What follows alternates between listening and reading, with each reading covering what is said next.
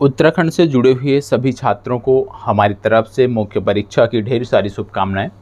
आज आपका जो प्रश्न है वो विशेष रूप से राष्ट्रीय और अंतर्राष्ट्रीय घटनाक्रमों से संबंधित है, क्योंकि समसामयिक घटनाक्रमों से आपकी मुख्य परीक्षा में भी प्रश्न पूछे जाते हैं और उसी से जोड़कर ये प्रश्न यहाँ पे रखा गया है।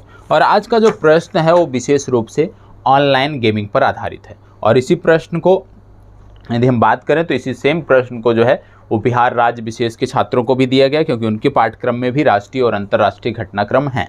तो जब मैं बात करता हूं कि यह दोनों के लिए उपयोगी है, मतलब दोनों के पाठ्यक्रम में है, तो ज़रूरी नहीं है कि अलग अलग उसी चीज़ को दिया जाए। ज़्यादातर चीज़ें आपकी होती हैं जो सेपरेट हैं, जो सिर्फ आपके लिए बनाई गई हैं। कुछ चीज़ें जो कॉमन हैं उसमें यदि दोनों के लिए हो जाता है तो उसमें आपको परेशान होने की ज़रूरत नहीं है। देखो, उत्तर लेखन एक कला है, दोनों को सबकी अपनी अपनी एक कला होती है। दोनों का पाठ्यक्रम यदि हम देखें तो कुछ विषय वस्तु हैं जो दोनों में मैच होते हैं, दोनों में मिलते हैं, उन पर ध्यान रखने की ज़रूरत होती है। दूसरी बात यहाँ पे आती है कि जब आप उत्तर लेखन करते हो तो आपका अप्रोच अलग है। आपको क्या करना है, 250 शब्दों में लिखना है।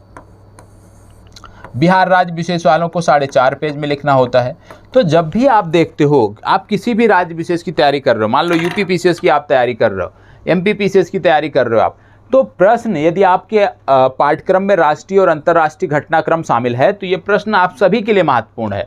देखो, आपका अप्रोच अलग होगा, आप में शब्द सीमा अलग होगी। आप उस शब्द सीमा में सोचें कि उस शब्द सीमा में कैसे लिख सकते हो। यदि मैं बात करूं उत्तराखंड, तो उत्तराखंड वाले सोचेंगे इस प्रश्न को 125 शब्दों में कैसे लिखा जा सकता है, इस प्रश्न को 250 शब्दों में कैसे लिखा जा सकता है। मध्य प्रदेश वाले में 50 शब्दों के भी आते हैं, 40 शब्दों के भी आते हैं, तो उनको उस तरीके से सोचना है। तो कहने का मतलब है कि सेम टॉपिक है, यदि आपके यहाँ भी टॉपिक है तो आप देख सकते हो। जरूरी नहीं सिर्फ बिहार राज्य विशेष के लिए है, ये जरूरी नहीं सिर्फ उत्तराखंड के लिए है। कोई भी छात्र किसी भी राज्य विशेष की तैयारी कर रहा है, यदि उसकी मुख्य परीक्षा में राष्ट्रीय और अंतर्राष्ट्रीय घटनाक्रम शामिल है तो उसको इस प्रश्न को अवश्य देखना चाहिए। ठीक है, प्रश्न क्या है, ऑनलाइन गेम के प्रति बढ़ती बच्चों की लत को आप किस प्रकार से देखते हो। ऑनलाइन गेम के प्रति बढ़ती बच्चों की लत को आप किस प्रकार देखते हो। क्या इसको नियंत्रित करने की जरूरत है, यदि हाँ तो इसको लेकर किस प्रकार से कदम उठाए जाने चाहिए। ठीक है, प्रश्न थोड़ा बड़ा लग रहा होगा, लेकिन फिर से बता देता हूं।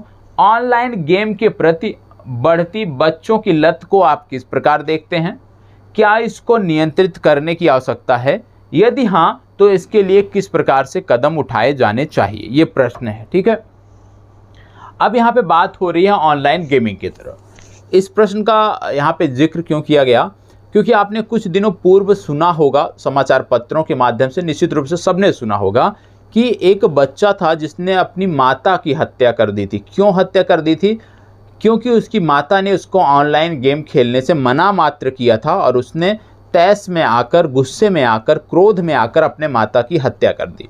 और इस तरह से कई सारे मामले पूर्व में भी आए हैं कि बच्चों ने चोरी करना प्रारंभ कर दिया, बच्चे ने स्वयं को किडनैप किया और अपने ही माता से फ़ोन करके, अपने ही पिता से फ़ोन करके फिरौती की रकम मांगने लगा। बच्चे स्वयं अपने माता पिता को ब्लैकमेल करके जो है पैसा उगाही करते हैं। तो इस तरह की प्रवृत्ति बच्चों में आई कहाँ से, जब इसकी बात की गई तो पता चला कि बहुत सारे ऐसे गेम हैं जिनमें इस तरह के टास्क होते हैं। और बच्चे, क्योंकि ऑनलाइन गेमिंग की तरफ वर्तमान समय में बच्चों का झुकाव बहुत ज़्यादा है, और भारत की बात करें तो भारत की 20 वर्ष से कम आयु की जो भी आबादी है उसका 40% जो हिस्सा है वो ऑनलाइन गेमिंग में बुरी तरह से उलझा हुआ है। तो ऑनलाइन गेमिंग का जो मार्केट है भारत में भी बहुत बड़ा है और यह बच्चों के लिए बहुत ही घातक है। यदि आपके घर में बच्चे होंगे तो आप भी देख रहे होंगे कि छोटे छोटे बच्चे जो स्कूल जाना भी नहीं प्रारंभ करते हैं वो भी ऑनलाइन गेमिंग में महारत हासिल किए हुए बैठे हुए हैं। ठीक है, तो ऑनलाइन गेमिंग बहुत ही, आप कह सकते हो वर्तमान समय में देखें तो बहुत ही ख़राब चीज़ है, बहुत ही नकारात्मक है। हालांकि इसके कुछ फ़ायदे भी हैं, लेकिन वो जब आप सीमित यूज करते हैं किसी चीज़ का, तब जब किसी चीज़ की अधिकता हो जाती है, किसी चीज़ की आप अति कर देते हैं तो फिर वो आपके लिए कहीं से भी सेहतमंद नहीं होती है।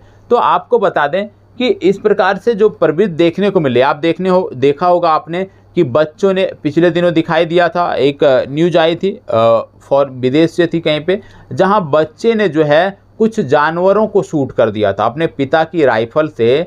जो है कुछ जानवरों को शूट कर दिया था टास्क के रूप में ऑनलाइन गेम से प्रभावित होकर। बच्चे आप देखे होंगे, एक दो वीडियो वायरल हो रहे थे, इंडिया के ही वायरल होते, जहाँ पे बच्चे जो है आप कह सकते हो कि मानसिक रूप से जो है इतने वो कमज़ोर हो जाते हैं कि वो गलियों में जो है उस तरह की, जैसे उसमें गेम में टास्क होता है उसी प्रकार के टास्क को गलियों में खेलते नज़र आते हैं, अकेले में मस्त रहते हैं। तो कहने का मतलब है कि ऑनलाइन गेमिंग जो है वो युवाओं को तो अभी उतना चपेट में नहीं ले रहा है, क्योंकि युवा कहीं ना कहीं जुड़ा हुआ, कहीं ना कहीं किसी कार्य से जुड़ा हुआ, वो समझदार है, वो उतना नहीं जुड़ रहा है। लेकिन जो बच्चे हैं वो बहुत ज़्यादा जुड़ चुके हैं ऑनलाइन गेमिंग से, और कहीं ना कहीं इसमें जो बढ़ोतरी हुई है भारत में ऑनलाइन गेमिंग में, जो ये दुष्प्रभाव देखने को मिल रहे हैं, इसकी जड़ कहीं ना कहीं कोविड के जो लॉकडाउन के दौरान जो प्रतिबंध थे उसमें जुड़ी हुई है, उससे जुड़ी हुई है। क्यों? लॉकडाउन के समय बहुत सारे प्रतिबंध लगाए गए थे कि आप आउटडोर में कोई भी गेम नहीं खेल सकते हो, तो इनडोर रहना पड़ता था। तो ऐसे में बहुत सारे बच्चों के माता पिता ने, जब बच्चे अपने माता पिता को परेशान करते थे, सवाल करते थे, ठीक है बच्चे शरारत करते ही हैं, तो माता पिता ने फ़ोन ला के दे दिया, बच्चे फ़ोन खेलो, फ़ोन से के साथ खेलो, गेम खेलो, और इससे क्या हुआ, उनको थोड़ी देर के लिए राहत मिल गई। लेकिन जो उनको थोड़ी देर की राहत मिली, आज वही उनके गले की फांस बनी हुई है। इसके साथ साथ आपको बता दें कि जब आपने देखा कि कोविड लॉकडाउन हुआ, तो ये तो जो माता पिता जो सक्षम थे उन्होंने दे दिया फ़ोन बच्चों को, अच्छी बात है। लेकिन जो सक्षम नहीं थे, जब स्कूलों ने क्या कर दिया, ऑनलाइन शिक्षा कर दिया, तो जो सक्षम नहीं भी थे उस समय फ़ोन देने के लिए, उन्होंने भी अपने बच्चों की पढ़ाई लिखाई के लिए बच्चों को फ़ोन देना ज़रूरी समझा, और फ़ोन देना उनकी उस समय मजबूरी भी थी। उन्होंने तो अच्छे के लिए फ़ोन दिया, पढ़ाई लिखाई के लिए बच्चों को फ़ोन दिया, लेकिन उससे क्या हुआ कि बच्चे पढ़ाई लिखाई तो कम करते थे, लेकिन ऑनलाइन गेमिंग की जो लत थी उसमें बुरी तरह उलझते चले गए। और आज के समय में जैसे एडिक्ट बोलते हैं आप, तो गेम के एडिक्ट हो गए हैं। लाखों की संख्या में ऐसे भारत में बच्चे हैं। यदि किसी मनोचिकित्सक के पास जाते हैं, निश्चित रूप से प्रतिदिन उसके पास दर्जनों केस बच्चों के ही आते होंगे जो ऑनलाइन गेमिंग से प्रभावित है, जो ऑनलाइन गेमिंग से अपने आप को आप कह सकते हो मानसिक रूप से जो है कमज़ोर कर चुके हैं। तो इसी प्रश्न का उत्तर आपको लिखना है, ऑनलाइन गेमिंग को लेकर आपको उत्तर लिखना है। इसके बारे में डिटेल जानकारी मैं आपसे चर्चा करने जा रहा हूं कि किस प्रकार से आपको उत्तर लिखना है, कौन कौन से टॉपिक आपको इंक्लूड करने हैं।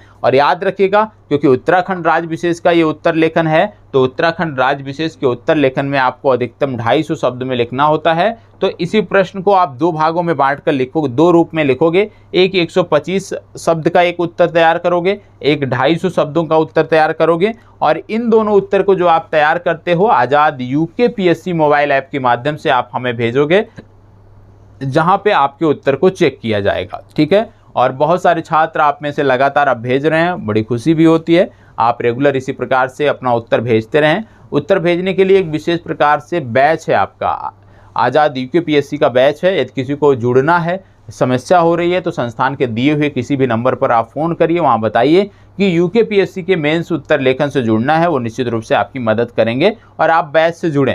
यदि आपने ऐप डाउनलोड किया होगा, आप ऐप से जुड़े होंगे, बैच से जुड़े होंगे, तो आपके पास प्रतिदिन प्रश्नों का नोटिफिकेशन अवश्य जाता होगा। और जब प्रश्नों का नोटिफिकेशन जाता है तो वहीं पर आपको अपने उत्तर PDF फॉर्म में सबमिट करने होते हैं। ठीक है, चलिए अब आगे देखते हैं, इस प्रश्न की डिटेल चर्चा करते हैं।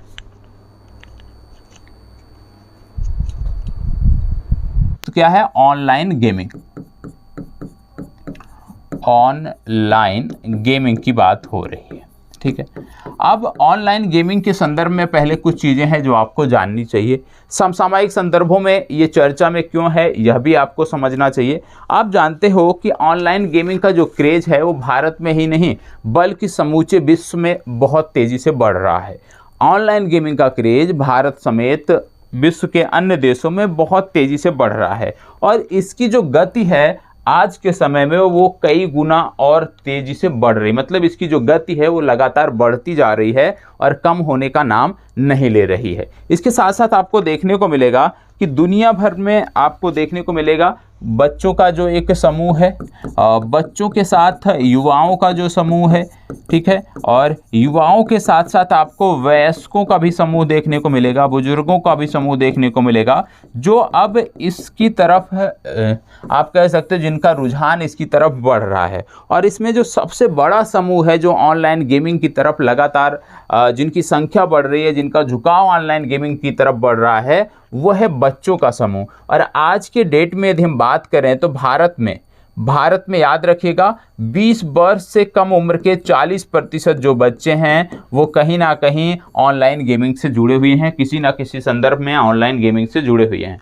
तो भारत में जो बच्चे हैं उनका एक बहुत बड़ा समूह, 40% बहुत बड़ा समूह है जो कि उनके साथ जुड़ा हुआ है। और एक किस एज ग्रुप के हैं, 20 से कम, 20 से कम एज ग्रुप के हैं जो ऑनलाइन गेमिंग से जुड़े हुए हैं। और आपको देखने को मिलता है कि हाल ही में जो विभिन्न घटनाएं आप समाचार पत्रों में पढ़ते होंगे, तो हाल ही में जिस प्रकार से घटनाएं घट रही हैं जिनका संबंध कहीं ना कहीं ऑनलाइन गेमिंग से है, उससे यह पता चल रहा है कि आज के समय में जो बच्चे हैं जो ज़्यादातर ऑनलाइन गेम खेल रहे हैं, जिनको एक प्रकार से लत लग चुकी है ऑनलाइन गेमिंग की, वो क्या हो रहे हैं, वो क्रिमिनल माइंडेड हो रहे हैं।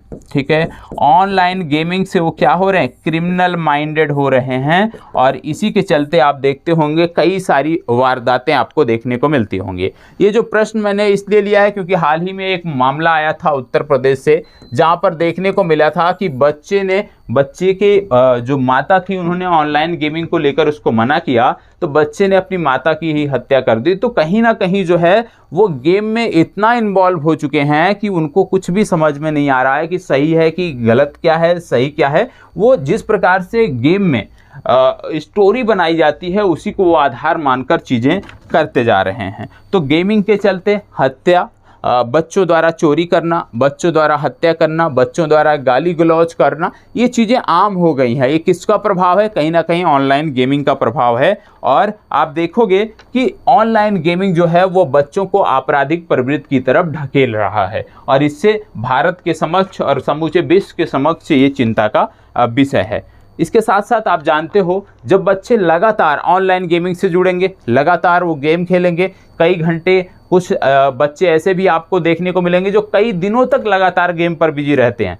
तो ऐसे में क्या है कि क्योंकि अभी बच्चे हैं वो, उनको ज़रूरी क्या है, उनकी ज़रूरी है पढ़ाई लिखाई। और वो पढ़ाई लिखाई से क्या हो रहे हैं, वो पढ़ाई लिखाई से विमुख हो रहे हैं। किसकी तरफ जा रहे हैं, वो ऑनलाइन गेमिंग की तरफ जा रहे हैं। और कहीं ना कहीं उनका जो भविष्य है वो अंधकार में दिखता है। ठीक है, इसके साथ साथ आपको बता दें, वैश्विक स्तर पर विश्व स्वास्थ्य संगठन WHO ने वर्ष 2018 में, याद रखिएगा ये फैक्ट आप अपने में इंक्लूड कर सकते हो और इसको अंडरलाइन भी कर सकते हो। WHO ने, विश्व स्वास्थ्य संगठन ने 2018 में बताया था क्या, उन्होंने बताया कि ये जो ऑनलाइन गेमिंग है ये मानसिक स्वास्थ्य रोग है। ऑनलाइन गेमिंग एक मानसिक स्वास्थ्य रोग है और उसके बावजूद भी ये लगातार बढ़ रहा है। इसके बहुत सारे ऑनलाइन गेमिंग के चलते बहुत सारे डिसऑर्डर होते हैं, और इससे क्या होता है, बच्चों की जो आप कह सकते हो शारीरिक और मानसिक जो विकास है वो प्रभावित होता है। बच्चों के आप कह सकते हो दैनिक दिनचर्या में जो है, जब गेम बहुत ज़्यादा सम्मिलित हो जाता है उससे उनको समस्याओं का सामना करना पड़ता है। इसके साथ साथ आपको बता दें कि आज की तिथि में WHO क्या कह रहा है, आज की तिथि में WHO कह रहा है कि ये जो ऑनलाइन गेमिंग है इसकी जो लत है वो जुए की लत से भी खराब है। जुए की जो लत होती है, जो लोग जुआ खेलते हैं, ग्रैम्बलिंग जिसको बोलते हैं, उससे भी ज़्यादा ख़राब है ऑनलाइन गेमिंग। तो आप समझ सकते हो कि ऑनलाइन गेमिंग किस तरह से लोगों को, किस तरह से बच्चों को, किस तरह से युवाओं को अपने चपेट में ले रहा है। ये चिंता का विषय है। कई सारी रिपोर्ट यह बताती हैं कि जो बच्चे लगातार कई घंटों तक, कई दिनों तक जो है ऑनलाइन गेम से जुड़े रहते हैं, तो शारीरिक समस्याएं भी उत्पन्न होती हैं, मानसिक विकार भी होते हैं। साथ ही साथ आंखों की रोशनी चला जाना, आंखों की रोशनी कम हो जाना, ये आम चीज़ें हो गई हैं। क्योंकि जब ज़्यादा से ज़्यादा समय आप स्क्रीन के सामने बिताओगे, ज़्यादा से ज़्यादा समय आप एक ही सीटिंग पोस्चर में बिताओगे, ज़्यादा से ज़्यादा समय आप इंडोर में ही रहोगे, तो इससे बहुत सारी समस्याएं होती हैं। स्वास्थ्य से संबंधित बहुत सारी समस्याओं का यहाँ पे खतरा उत्पन्न होता है। मोटापे का आप शिकार हो सकते हो, बच्चे मोटापे का शिकार होते हैं। हैं, बच्चे जो है आप कह सकते हो कि टेम्परेरी अपंगता आ जाती है। तो ये बहुत सारी चीज़ें हैं, स्लीपिंग डिसऑर्डर आपको देखने को मिलता है। तो बहुत सारी समस्याएं हैं जो आज के समय में इसकी वजह से देखने को मिल रही हैं। पहली बात, अब यहाँ पे एक चीज़ समझने की ज़रूरत है कि ऑनलाइन जो गेमिंग है ये भारत में बढ़ा कहाँ से। ऑनलाइन गेमिंग भारत में बढ़ा कहाँ से, तो आप जानते हो कोविड आया था, लगभग 2 वर्षों तक हम और आप कोविड के चपेट में थे, ठीक है। लगातार 2 वर्षों तक क्या थी, हमारी जो गतिविधियां थी वो सीमित कर दी गई थी। और जब गतिविधियां सीमित हुई थी कोविड के दौरान, तो बच्चे क्या कर रहे थे, क्योंकि बच्चों को आउटडोर गेम के लिए जो है वो पूरी तरह से प्रतिबंधित था, बच्चे घर से बाहर नहीं जा पा रहे थे। तो वो क्या कर रहे थे, वो अपने आप को ऑनलाइन गेम से जोड़कर अपने आप को एंटरटेन करते थे। साथ ही साथ आपने देखा होगा कि उस समय जो बच्चों के माता पिता भी थे, बच्चे के जो अभिभावक थे, उन्होंने भी इस तरह की समस्याओं की, बच्चे परेशान करते हैं, बच्चे तंग करते हैं उनको, तो उन्होंने बच्चों को मोबाइल डिवाइस दिला दिया। मोबाइल डिवाइस, डिजिटल डिवाइस दिलाने का नुकसान क्या हुआ कि वही बच्चे जिनके पास पहले जो ऑनलाइन गेम के बारे में कुछ भी नहीं जानते थे, शून्य थे जिनकी जानकारी, वो आज के समय में कई कई घंटों मोबाइल गेम पर बिता रहे हैं। और उनमें से कई की जो लत है वो मोबाइल गेम को लेकर बहुत ज़्यादा ही खराब हो गई है। तो कहीं ना कहीं जैसे इसका दायरा बढ़ा, जैसे जैसे बच्चों के कोविड के कारण जैसे जैसे बच्चों के हाथ में स्मार्टफोन आए, क्योंकि क्लासेज ऑनलाइन सरकार ने बोला, विभिन्न शैक्षणिक संस्थाओं ने क्लासेस को ऑनलाइन कर दिया। और जब ऑनलाइन कर दिया तो बच्चों के जो माता पिता थे, जिन्होंने बच्चों के एंटरटेन के लिए मोबाइल नहीं दिया, उन्होंने शैक्षणिक कार्यों के लिए उनको मोबाइल दिया कि भाई बच्चे की क्लास चल रही है ऑनलाइन, तो बच्चे के पास डिवाइस होना चाहिए। और ऐसे में क्या हुआ कि प्रत्येक बच्चे के पास, लगभग सभी बच्चों के पास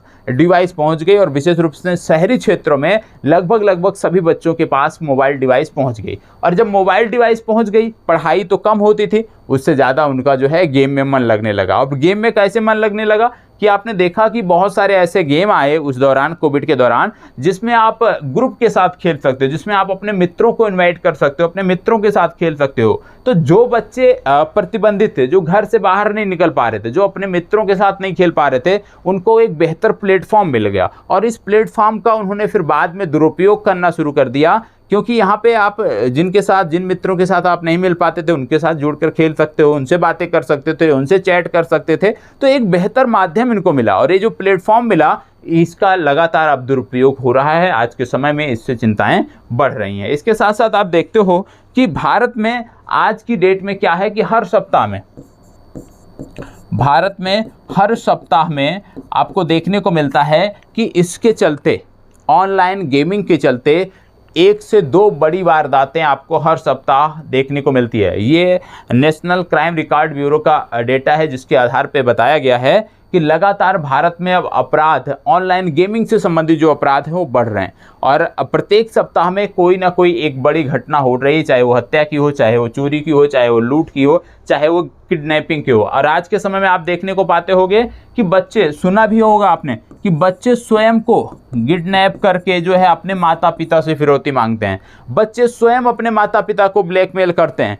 क्यों? क्योंकि प्रभाव किसका आ रहा है? ऑनलाइन गेमिंग का प्रभाव है। ऑनलाइन गेमिंग में ऐसे ऐसे आपको प्लेटफॉर्म दिए जाते हैं, ऐसे ऐसे टास्क दिए जाते हैं, वो चीज़ें आप सीख रहे हैं जो कभी आप नहीं सीखते थे, वो चीज़ें ऑनलाइन गेमिंग के माध्यम से आप ऑब्जर्व कर रहे हैं। और निश्चित रूप से ये बहुत ही खतरनाक है। और आपको बता दें, सबसे बड़ी चिंता क्या है कि सबसे बड़ी चिंता ये है कि बच्चे जो ये अपराध कर रहे हैं, ये तो ठीक है, एक तरफ है, लेकिन बहुत सारे जो बच्चे हैं वो ड्रग की लत में, शराब के सेवन में, तंबाकू के सेवन में भी अब जुड़ रहे हैं। क्यों? ऑनलाइन गेमिंग में ये चीज़ें आपको दिखाई जाती हैं। आप देखते होंगे कि ऑनलाइन बहुत सारे ऐसे गेम हैं, कुछ टास्क आप पूरा करते हो तो रिवार्ड के तौर पे आपको जो है शराब मिलती है, रिवार्ड के तौर पे आपको इस तरह की चीज़ें मिलती हैं। तो वहाँ पे जो ऑनलाइन गेम में आप देख रहे थे, अब धीरे धीरे उसकी लत लग रही है। वो आप दैनिक दिनचर्या में जो बच्चे हैं उनको शामिल कर रहे हैं, भले ही छुप छुप के कर रहे हैं, लेकिन वो उसको शामिल कर रहे हैं। और आज की तिथि में क्या है कि बच्चे जो हैं वो अपने आप को एकांत में रखना पसंद करते हैं। क्यों? क्योंकि वो ऑनलाइन गेमिंग का प्रभाव है, लगातार ऑनलाइन गेमिंग से जुड़े हुए हैं, और जब शांतिपूर्वक वो खेलते हैं, आप डिस्टर्ब करते हैं उनको, तो आप देखते होंगे कि बच्चे अब आज के समय में प्रतिक्रिया भी कर रहे हैं। यदि माता पिता या अभिभावक उनको रोकने का प्रयास करते हैं तो बच्चे वहाँ पे प्रतिक्रिया भी कर रहे हैं, और ये कहीं ना कहीं जो परिदृश्य बन रहा है ये बहुत ही चिंताजनक है, और आज की ज़रूरत है कि गेमिंग को रोकने पर जो है वो कार्य होने चाहिए। इसके साथ साथ आपको बता दें कि कोविड के बाद यदि हम देखें, कोविड के बाद यदि आज की तिथि में हम देखें तो ये जो ऑनलाइन गेमिंग है, ऑनलाइन गेमिंग से जुड़े हुए जो भी वेबसाइटें हैं, जो ऐप हैं, आज इनकी जो आप कह सकते हो मार्केट वैल्यू थी वो लगभग 3 गुना से 30 गुना तक बढ़ गई है। ठीक है, पहले जिनकी वैल्यू जो है लाखों में हुआ करती थी, आज वो करोड़ों में जो है उनकी वैल्यू है। तो ये जो सेक्टर है, ऑनलाइन गेमिंग का जो सेक्टर है, ये भी लगातार इम्प्रूव कर रहा है, लेकिन कहीं ना कहीं इस पर रोक लगाने की ज़रूरत है, क्योंकि हमारी जो युवा पीढ़ी है, हमारे जो बच्चे हैं, वो इसकी लत में आ रहे हैं और उनका भविष्य जो है ख़राब होने का डर है। बहुत सारे बच्चे आज की डेट में आपको ऐसे मिल जाएंगे जो बहुत ही छोटे होंगे उम्र में, लेकिन वो बोलेंगे कि हमें ऑनलाइन गेमिंग में करियर बनाना है, ऑनलाइन गेमिंग से हमें मनी कमाना है। अब आप देखोगे कि यूट्यूब पर बहुत सारे यूट्यूब पे यदि आप देखोगे तो बहुत सारे ऑनलाइन गेमिंग के चैनल हैं, बहुत सारे चैनल हैं ऑनलाइन गेमिंग के, और वो दिखाते हैं कि हमारी इतना रेवेन्यू हुआ, हमने हफ्ते में इतना कमाया, हमने महीनों में इतना कमाया। तो उसको देखकर जो बच्चे अच्छा कर रहे हैं, जो बच्चे अच्छा खेल रहे हैं, या जिन्होंने अभी प्रारंभ भी किया है, क्योंकि इसमें किसी विशेष प्रकार की योग्यता की ज़रूरत नहीं है, तो बच्चे सोचते हैं कि हम भी इसमें बेहतर कर सकते हैं, हम इसी में अपना कैरियर बनाएंगे। ठीक है, लेकिन वो कैरियर बनाने के चक्कर में जितनी वो मेहनत करते हैं वो गलत संगत में चले जाते हैं, गलत प्रभाव में चले जाते हैं, और उसका खामियाजा जो है उनके माता पिता को भुगतना पड़ रहा है। तो ये चीज़ें आपको देखने को मिलता है। ठीक है, इस पर भले ही लीगल रूप से इस पे हम बैन कर दें, बहुत सारे गेम ऐसे आए हैं जैसे पबजी जब भारत में बैन किया गया, उससे पहले कई देशों ने बैन कर दिया था, लेकिन भारत में जब बैन किया गया लीगल तरीके से, जब हमने बैन किया तो क्या हुआ, गूगल प्ले स्टोर पे ये नहीं मिल रहा था। अब जब गूगल प्ले स्टोर पे नहीं मिल रहा था तो हमने एक बार सोचा कि अब ये शायद समाप्त हो गया हो, अब ये शायद बच्चों को ना मिले, लेकिन आपने देखा होगा फिर लिंक के माध्यम से, वेब लिंक के माध्यम से, चाहे टेलीग्राम हो, व्हाट्सएप हो, इंस्टाग्राम हो, इनकी वेब लिंक के माध्यम से पबजी जो है फिर से प्राप्त होने लगा। तो इसका कोई इस प्रकार का तरीका नहीं है कि आप लीगल तरीके से आप बैन कर दोगे तो इलीगल तरीके से आपको मिलने लगेगा। ठीक है, उसकी लिंक मिलने लगी, लिंक के माध्यम से आप डाउनलोड करोगे, और जब लिंक के माध्यम से आप डाउनलोड करते हो, क्योंकि थर्ड पार्टी कुछ भी हो सकता है, तो उसके माध्यम से देखते हैं कि साइबर क्राइम भी आपको देखने को मिल रहा है, साइबर क्राइम भी आपका बढ़ रहा है। इसके साथ साथ आपको देखने को मिलता है कि इसके इम्पैक्ट की यदि हम बात करें, ऑनलाइन गेमिंग के इम्पैक्ट की बात करें, तो इम्पैक्ट इसका दो तरह से आप देखते हो। पहला आप देखते हो शारीरिक, दूसरा आप देखते हो मानसिक। शारीरिक में आप देख सकते हो कि बच्चे क्योंकि लंबे लंबे समय तक एक ही पोस्चर में रहते हैं, तो उससे क्या है, रीढ़ की हड्डी में प्रॉब्लम होने लगी, कलाई में आपको प्रॉब्लम होने लगी, सर दर्द होने लगा, गर्दन में प्रॉब्लम होने लगी, आँख में प्रॉब्लम होने लगी। तो इस प्रकार की शारीरिक समस्याएं बच्चों के समक्ष उत्पन्न होने लगी। इसके साथ साथ मानसिक में यदि आप देखें तो सेक्सुअल एब्यूज हो गया, इसके साथ साथ आप देखेंगे साइबर बुलिंग हो गया, और हीन भावना का शिकार होना। तो ये सारी चीज़ें आपको देखने को मिल रही है। साथ ही साथ पढ़ाई पर इसका बहुत ही बुरा असर पड़ रहा है। ठीक है, हालांकि गेम कैरियर दे सकता है, गेमिंग एक बेहतर कैरियर ऑप्शन हो सकता है, लेकिन इसके लिए भी ज़रूरी है कि आप वयस्क हों, आप समझदार हों, आप चीज़ों को समझ सकें, और साथ ही साथ माता पिता यदि आपका इसमें सहयोग करें तो आपके लिए बेहतर विकल्प हो सकता है, लेकिन सभी के लिए नहीं हो सकता, क्योंकि यहाँ भी कंपटीशन है। और यदि आप इस क्षेत्र में आ गए कि आपको पढ़ाई लिखाई नहीं करना है, आपको गेमिंग में करियर बनाना है, और यहाँ पर आकर यदि आप असफल हो गए तो निश्चित रूप से आपका पूरा भविष्य जो है वो अंधकारमय है। तो इसमें क्या चीज़ें आपको करनी चाहिए। सबसे पहली बात है कि सरकार को, जैसे कि मैंने प्रश्न पूछा था कि क्या इस पर नियमन या नियंत्रण करने की आवश्यकता है, यदि आपका जवाब क्या लग रहा है आपको कि ऑनलाइन गेमिंग को नियंत्रित करना चाहिए या नहीं, यदि आपका जवाब है हाँ, देखो मेरी समझ से तो नियंत्रित करने की आवश्यकता है। ठीक है, अब नियंत्रित करने की आवश्यकता क्या है, सबसे पहले इसको किस प्रकार से नियंत्रित कर सकते हैं।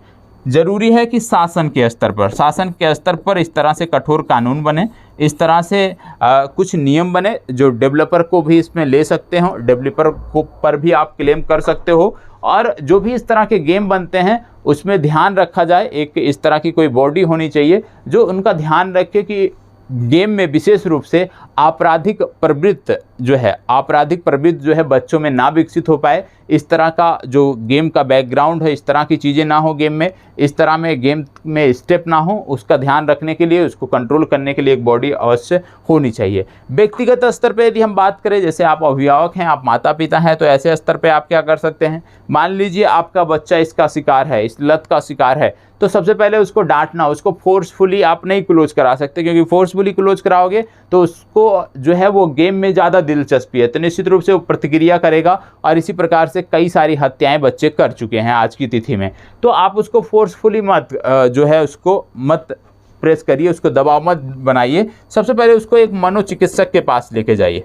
मनोचिकित्सक जो है उसका देखेगा, उसकी जांच करेगा, उसको देखेगा कि किस स्टेप पे प्रॉब्लम है, और उस आधार पे उसका इलाज होगा। तो ज़रूरी है मनोचिकित्सक के पास, यदि कोई भी बच्चा आपका या आपके पड़ोस में ऐसा है तो आप उसको सुझाव दीजिए उसके माता पिता को कि उसको सबसे पहले मनोचिकित्सक के पास लेके जाएं। और मनोचिकित्सक के पास जब लेके जाते हैं तो वहाँ पे जिस प्रकार से गाइडलाइन वहाँ पे दी जाए उसका फॉलो करना जरूरी है। तीसरा महत्वपूर्ण पहलू क्या है, पहला शासन स्तर पे काम इस पर होना चाहिए। दूसरा व्यक्तिगत स्तर की जब बात करते हैं तो मनोचिकित्सक को आप उसको दिखाएं। मनोचिकित्सक के बाद इसके तीसरा जो स्टेप है वो जागरूकता का है, और जागरूकता का ये जो काम है ये प्रशासनिक संस्थाएं बेहतर कर सकती हैं। शासन स्तर पर जागरूकता का प्रसार इसके लिए कराना चाहिए। ऑनलाइन गेमिंग को लेकर जहां भी जिस भी क्षेत्र में आप कह सकते हो, जिस भी माध्यम से जागरूकता का प्रसार आप कर सकते हो, जागरूकता का प्रसार करना चाहिए। ऑनलाइन गेमिंग के हानिकारक पहलुओं के बारे में, ऑनलाइन गेमिंग के निगेटिव जो इम्पैक्ट हैं उनके बारे में आपको कम से कम जो स्कूली शिक्षा है उसमें अब अवश्य जगह देनी चाहिए। जो स्कूली शिक्षा है उसमें ऑनलाइन गेमिंग के नकारात्मक पहलुओं के बारे में अवश्य जानकारी होनी चाहिए। ऑनलाइन गेमिंग से संबंधित नकारात्मक पहलुओं की चर्चा स्कूली किताबों में, स्कूली पाठ्य पुस्तकों में होनी चाहिए, और विशेष रूप से स्कूली शिक्षा के माध्यम से हम बच्चों को इस ऑनलाइन गेमिंग के रूपी जो ये लत है, जो एक वायरस से कम नहीं है, इससे हम बच्चों को अलग कर सकते हैं। इसके साथ साथ आप देखते होंगे कि बच्चों को आप जो है टाइम नहीं देते हैं। अधिकांश माता पिता आज के समय में क्या है, बच्चों को टाइम नहीं देते हैं। तो जो भी माता पिता हैं व्यक्तिगत स्तर पर उनको प्रयास करना होगा कि अपने काम के समयों में से कुछ समय बचाकर प्रतिदिन बच्चों के लिए समय अवश्य दें, और यह भी ध्यान रखें कि बच्चा आपका क्या कर रहा है। यदि बच्चा अकेले में बैठा है, अकेले में बैठना पसंद करता है, अकेले में पढ़ना पसंद करता है, तो उसकी मॉनिटरिंग अवश्य करें। साथ ही साथ बहुत सारे ऐसे ऐप हैं आज के गूगल प्ले स्टोर में जिनके माध्यम से आप उनके फ़ोन को मॉनिटर भी कर सकते हैं। आप उन थर्ड पार्टी ऐप को उनमें डाउनलोड करिए, उसका पासवर्ड अपने पास रखिए, उसमें आप बहुत सारे रेगुलेशन लगा सकते हैं। जैसे यदि आपने टाइम सेट कर दिया कि इस मोबाइल में अधिकतम 30 मिनट ही गेम चलना चाहिए, ये ऐप है 30 मिनट ही चलना चाहिए, तो अब 30 मिनट बाद नहीं चलेगा। यदि आपने कर दिया कि फ़ोन का अधिकतम यूज 1 घंटा बच्चा कर सकता है, तो 1 घंटा बाद फ़ोन काम नहीं करेगा। तो इस प्रकार से जो कुछ ऐप हैं उनको निश्चित रूप से आपको बच्चों के फ़ोन में अवश्य देने चाहिए। बहुत सारे आप कह सकते हैं प्राइवेसी के ऐप हैं, जो बच्चा क्या कर रहा है, ठीक है, पेरेंटल ऐप होते हैं, बच्चा क्या कर रहा है, किस वेबसाइट पर ज़्यादा समय बिता रहा है, किस ऐप में ज़्यादा समय बिता रहा है, उसकी भी निगरानी आप अवश्य करें, अपने फ़ोन से अवश्य करें। तो इस प्रकार से आप जब निगरानी करोगे, इस प्रकार से जब स्कूली शिक्षा के माध्यम से उनको जागरूकता का प्रसार होगा, उनमें जब शासन के द्वारा विभिन्न माध्यमों से इस गेमिंग प्लेटफॉर्म को लेकर जागरूकता का प्रसार होगा, तो निश्चित रूप से बच्चों में भी वो जागरूकता आएगी और इस पर जो है लगाम लग सकेगी। क्योंकि कोविड के बाद से हम ये अनुमान लगा रहे थे कि अब जैसे कोविड समाप्त हो गया है तो अब इसका रेशियो घटेगा, लेकिन ये रेशियो जो है वो कई गुना और तेज़ी से बढ़ रहा है। बच्चे उससे बाहर नहीं आ रहे हैं, उसमें लगातार जुड़ते जा रहे हैं, और एक बहुत बड़ी ये समस्या है। तो ऑनलाइन गेमिंग आप कह सकते हो भारत के लिए या पूरे विश्व के लिए बहुत बड़ी समस्या है, और इस पर सबको मिलकर काम करना होगा। कई सारे देश ऐसे हैं जो इस पर कानून बना चुके हैं, कई सारे देश ऐसे हैं जो इस पर कानून बनाने की बात कर रहे हैं। तो भारत को भी कुछ इस प्रकार से करना होगा कि जो डेवलपर हैं, जो गेम के डेवलपर हैं, जो वेब के डेवलपर हैं, वो सभी उस कानून के दायरे में आए और यदि कोई बच्चा, यदि कोई गेम ऐसा तैयार होता है तो निश्चित रूप से उनको कानून के कटघरे में जो है खड़ा किया जा सके, इस तरह से करने की आवश्यकता है। ठीक है, तो आपने पूरा विषय वस्तु समझ लिया ऑनलाइन गेमिंग का। एक बार फिर से बात करते हैं। बात हो रही है, प्रश्न क्या है, ऑनलाइन गेम के प्रति बढ़ती बच्चों की लत को आप किस प्रकार से देखते हैं? क्या इसको नियंत्रित करने की ज़रूरत है? यदि हाँ, तो इसके लिए क्या कदम उठाए जाने चाहिए? आपका जो पूरा प्रश्न था 3 भागों में बटा हुआ है। अब ये जो 3 भागों में बटा हुआ प्रश्न है, इसी को आपको हल करना है। तो सबसे पहले जैसे मैंने बोला कि कोई भी प्रश्न है, कम से कम आपको 2 बार उस प्रश्न को पढ़ना चाहिए। और जब 2 बार आप उस प्रश्न को पढ़ते हैं, 2 बार पढ़ने के बाद ही, 2 बार उस प्रश्न को पढ़ने के बाद ही आपको कीवर्ड को अंडरलाइन करना चाहिए, क्योंकि कीवर्ड का अंडरलाइन करना बहुत ज़रूरी है। ठीक है, 1 मिनट का समय दीजिएगा, थोड़ा सा गला सूख रहा है।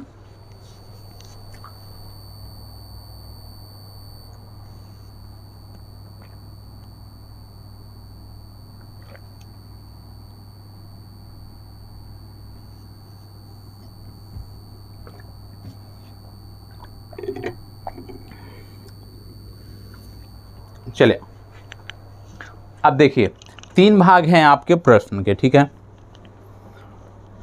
अब अच्छे से विधिवत तरीके से आपको लिखना है। कैसे शुरुआत करोगे?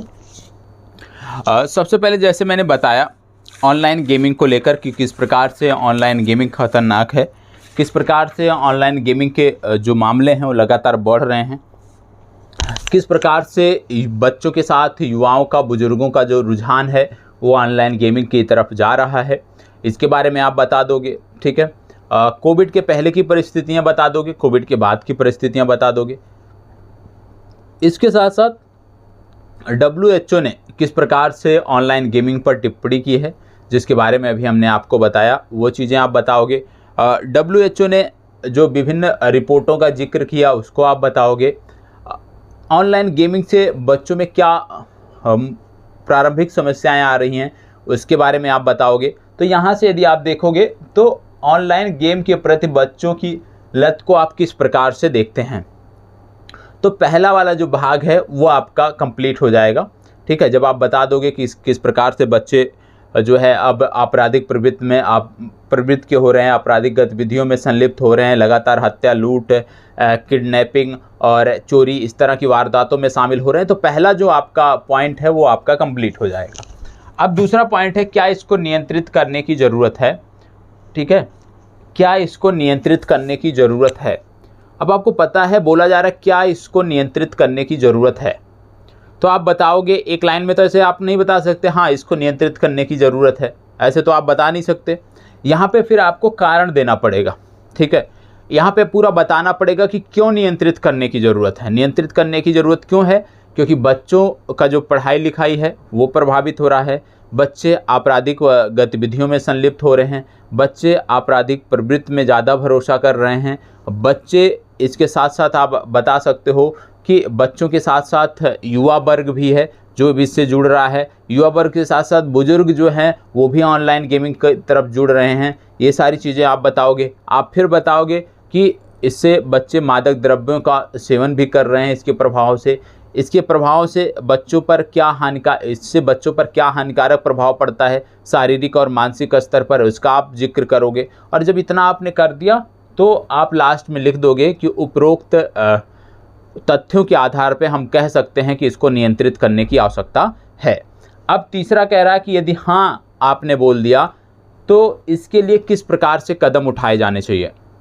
अब ऑनलाइन गेमिंग को लेकर इसको कंट्रोल करने के लिए किस प्रकार से कदम उठाए जाने चाहिए, तो जैसे मैंने बोला कि सबसे पहली बात है कि शासन स्तर पर इसके लिए कोई एक नियामक संस्था बननी चाहिए, कोई एक गवर्निंग बॉडी बननी चाहिए, जहां से इस प्रकार के जो भी इस प्रकार के गेम हैं, इस कैटेगरी में जो भी गेम है जो आपराधिक प्रवृत्तियों की तरफ लड़कों को, बच्चों को ढकेलते हैं, इनका सबका नियमन होना चाहिए, इनमें सब में सुधार होना चाहिए, इन सबको जो है ब्लैक लिस्ट में डाला जाना चाहिए, बंद होने चाहिए। ठीक है, तो शासन स्तर पे सबसे पहली बात है कि इसके लिए कुछ नियम कानून बनने चाहिए। अभी तक क्या है कि यदि कोई आप कह सकते हो ऑनलाइन गेमिंग से जब कोई अपराध हो जाता है, ठीक है, तब आप पुलिस के पास जा सकते हो। मतलब ऑनलाइन गेमिंग में आप देख रहे हो कि बहुत सारे गेम ऐसे होते हैं कि पैसे लेकर आपको कुछ चीज़ें पॉइंट खरीदने पड़ते हैं या कुछ खरीदने पड़ते हैं। तो इस संदर्भ में यदि कोई आपसे कोई अपराध हो जाता है, कोई फ्रॉड हो जाता है, तब आप पुलिस के पास जा सकते हो। तो ज़रूरी है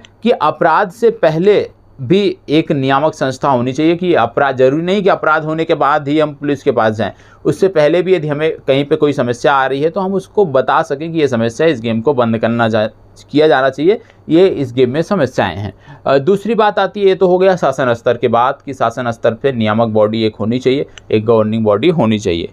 इसके बाद बात आती है शासन स्तर के बाद कि व्यक्तिगत स्तर पर क्या होना चाहिए। तो व्यक्तिगत स्तर पर जैसे मान लीजिए आपका कोई बच्चा है, तो इसके लिए सबसे पहले ज़रूरी है कि जैसे राज्य सरकारें स्वास्थ्य को लेकर कार्य करती हैं, तो ज़रूरी है कि राज्य सरकारों द्वारा जो है प्रत्येक जो सरकारी अस्पताल है वहाँ पे एक मनोचिकित्सक की भी नियुक्त करनी चाहिए। विशेष रूप से जहाँ से ज़्यादा मामले आ रहे हों, ऐसे स्थानों पर मनोचिकित्सक की नियुक्ति अवश्य करनी चाहिए। और यदि सरकारी अस्पताल में मनोचिकित्सक नियुक्त होगा तो निश्चित रूप से जो अभिभावक हैं, जो गार्जियन हैं, उनकी पहुंच आसानी से हो सकेगी और वहां पे जाके वो संपर्क कर सकेंगे, बच्चे को दिखा सकेंगे और बच्चे को पुनः मुख्य धारा से जोड़ा जा सकता है। इसके साथ साथ क्या करना होगा कि माता पिता जो हैं, व्यक्तिगत स्तर की जब बात करते हैं इसको नियंत्रित करने के लिए, तो ज़रूरी है माता पिता अपने बच्चों को समय दें। जो नहीं दे पाते हैं, मोबाइल दे देने के बजाय जो है यदि आप व्यक्तिगत समय देते हैं अपने बच्चों को तो वो ज़्यादा बेहतर होता है। तो माता पिता समय दें, माता पिता बच्चों को जो है एक प्रकार से निगरानी करें, बच्चे क्या कर रहे हैं। मोबाइल फ़ोन जो उनके हैं उनमें थर्ड पार्टी ऐप आते हैं, पेरेंटल ऐप आते हैं, उनको लगा कर रखें जिससे बच्चे मोबाइल पे कहाँ पे समय बिता रहे हैं, किस ऐप का लॉगिन कर रहे हैं, किस वेबसाइट पर जा रहे हैं, वो सारी गतिविधियां माता पिता को पता चल सके। और ऐसे में यदि कोई बच्चा किसी का भी बच्चा गलत गतिविधियों में संलिप्त होता है, ज़्यादा गेम खेलता है, मतलब वो गेम की लत उसको लग गई है, ठीक है, तो ऐसे में उसको कंट्रोल किया जा सके। इसके साथ साथ ज़रूरी है कि स्कूल, जो शैक्षणिक संस्थान हमारे हैं, वो इस क्षेत्र में महत्वपूर्ण भूमिका निभा सकते हैं, क्योंकि जो हमारे शैक्षणिक संस्थान हैं उनमें आप देखोगे कि बहुत सारा पोटेंशियल है। आप देखोगे कि यदि शैक्षणिक संस्थान जो हैं उनके पाठ्यक्रमों में ऑनलाइन गेमिंग के दुष्प्रभावों को हम शामिल कर दें और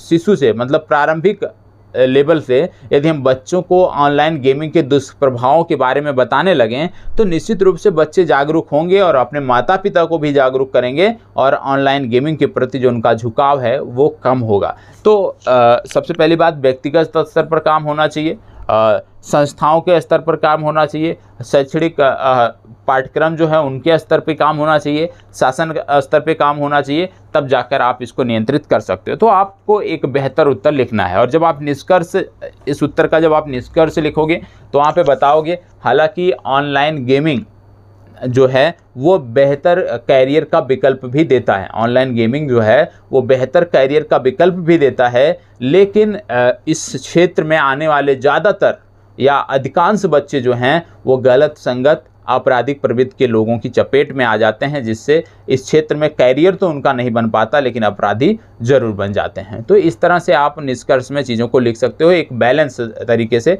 क्योंकि ऑनलाइन गेमिंग के यदि हम देखें तो कुछ फ़ायदे भी हैं। यदि आप सीमित समय के लिए उपयोग करते हैं ऑनलाइन गेमिंग को और अच्छा गेम आप यूज करते हैं, ठीक है, पबजी और इस तरह के फायर फाइटिंग जो भी इस तरह के गेम चल रहे हैं, मेरी मोबाइल में तो एक भी गेम नहीं है, हालांकि शतरंज में रखता हूँ, उसके अलावा कोई भी गेम नहीं है, चेस मेरे पास है, उसके अलावा कोई गेम नहीं है। तो यदि आप अच्छा गेम रखते हो ना, कि आपकी माइंड की एक्सरसाइज हो, दिमाग की एक्सरसाइज हो, तो आपके लिए बेहतर है, ठीक है, आप खेल सकते हो। आप आधे घंटे, 20 मिनट, 40 मिनट का समय दे दो, बहुत ही अच्छी बात है, दिमाग को रिलैक्स भी मिलता है। लेकिन ज़रूरी है कि गेम की पहचान हो, कौन सा गेम आपके लिए अच्छा है, कौन सा गेम आपके लिए बुरा है, वो पहचान होनी चाहिए। तो हम इसको ऑनलाइन गेमिंग को पूरी तरह से हम ये नहीं बोल सकते कि पूरी तरह से नकारात्मक है, इसके कुछ सकारात्मक पक्ष हैं, उनके बारे में भी आपको जिक्र करना होगा कि सीमित समय के लिए यदि खेलते हैं तो ठीक है, माइंड और बॉडी दोनों को रिलैक्स देता है, अच्छी चीज़ें हैं, लेकिन जब यही लत बन जाती है हमारी तो वहाँ पे हानिकारक होती है। इस तरह से बैलेंस अप्रोच करके आपको उत्तर लिखना है।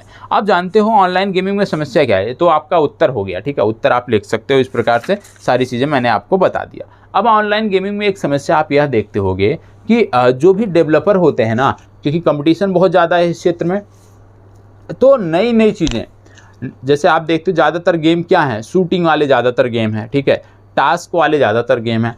तो ऐसे में क्या होता है, डेवलपर नई नई चीज़ें इन्वॉल्व करते रहते हैं जिससे बच्चों को मज़ा आए, बच्चों को और जानकारी मिले, ठीक है। बच्चों को और जानकारी मतलब कि बच्चे ज़्यादा से ज़्यादा इसमें जुड़ना चाहें। जब नई नई चीज़ें ऐड की जाएंगी तो दिलचस्पी रहती है, बच्चों की जानने की दिलचस्पी होती है, और उसको पार करने, हर स्टेज को पार करने की दिलचस्पी होती है, तो ज़्यादा से ज़्यादा जुड़ेंगे। और आप देखते होंगे कि ऑनलाइन गेम में जैसे आपके साथ कोई भी यदि खेल रहा है तो आप उसके बारे में नहीं जानते हो, उस किस एज ग्रुप का है सामने वाला, किस जेंडर का है, ठीक है, कैसा व्यक्ति है, वो आप नहीं जान सकते हो। तो ऐसे में ज़रूरी है कि आप चैट करते हो, आप चैट के माध्यम से आप मित्रता करते हो, और चैट के माध्यम से जब आप मित्रता करते हो, अगले के बारे में आप नहीं जानते हो वास्तविकता, और यदि आपका बच्चा किसी अपराधी, मान लो दूसरी तरफ कोई बहुत बड़ा अपराधी खेल रहा है, ठीक है, और उससे मित्रता होती है, उससे डेली वार्तालाप होती है गेम के माध्यम से, उससे डेली चैट होती है, तो जो आपराधिक प्रवृत्ति का व्यक्ति है वो अपने आपके बच्चे को भी उस तरफ ढकेल सकता है, उसको प्रलोभन दे सकता है। यदि कोई आपके बच्चे को लगातार कोई कुछ पैसे देता रहे तो निश्चित रूप से बच्चे का झुकाव उसके पास जाएगा, क्योंकि बच्चे की अभी उतनी समझ नहीं है, ठीक है। तो इस प्रकार से जरूरी है कि एक नियमन होना चाहिए, ठीक है। तो बेहतर तरीके से एक उत्तर लिखिएगा, कहीं भी कोई समस्या आती है तो याद करिएगा, निश्चित रूप से आपकी मदद करूँगा, ठीक है। धन्यवाद, बहुत बहुत आभार।